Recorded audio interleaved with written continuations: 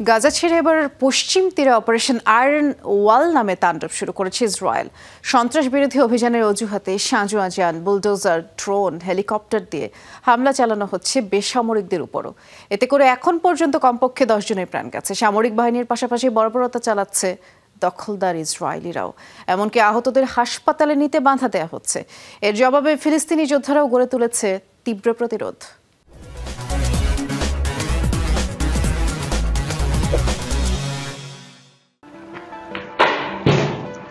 পশ্চিম তীরে এভাবেই দল বেঁধে ফিলিস্তিনিদের বাড়িঘর, ব্যবসা প্রতিষ্ঠানে হামলা চালাচ্ছে ইসরায়েলি দখলদাররা। আগুন দিয়ে পুড়িয়ে দেওয়া হচ্ছে অনেকের শেষ সম্বল, চালানো হচ্ছে লুটপাট। ফিলিস্তিনিদের অভিযোগ, সামরিক বাহিনীর মদদেই এমন আগ্রাসী আচরণ দখলদারদের। নিরাপত্তার অজুহাতে হামলার সময় রাস্তা বন্ধ করে ফিলিস্তিনিদের চলাচলেও বাধা দেওয়া হচ্ছে। আমাদের এলাকায় 200-র বেশি দখলদার হামলা ভাঙচুর চালিয়েছে, বাড়িঘর পুড়িয়ে দিয়েছে। তারা কাউকে পরোয়া করছে না। সেনাবাহিনীর সমর্থন নিয়ে তারা আমাদের উপর হামলা চালাচ্ছে।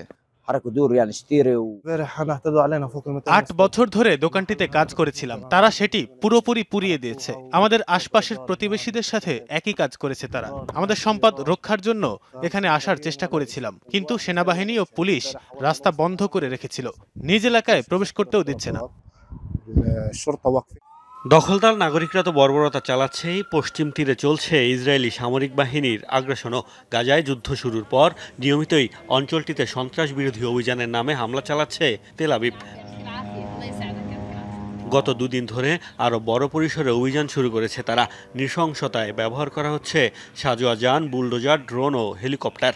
নেতানিয়াহু প্রশাসন যার নাম দিয়েছে অপারেশন আয়রন ওয়াল। সশস্ত্র যোদ্ধাদের বিরুদ্ধে অভিযানের কথা বলা হলেও হতাহতদের বেশিরভাগই সাধারণ ফিলিস্তিনি। আমার ভাই আমার কাছে রুটি খেতে চেয়েছিল। আমি তাকে বলেছিলাম আমি যদি সুযোগ পাই তবে নিয়ে আসব। পরে আমি তাকে কল দিয়ে বলতে চাইলাম যে আমি তোমার জন্য রুটি নিয়ে আসছি। তার আর সাড়া পেলাম না। ততক্ষণে সে শহীদ হয়ে গেছে।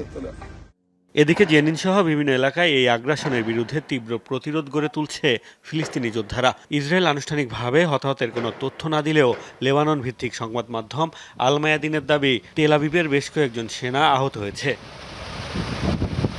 মোস্তফা মাহমুদ, যমুনা নিউজ।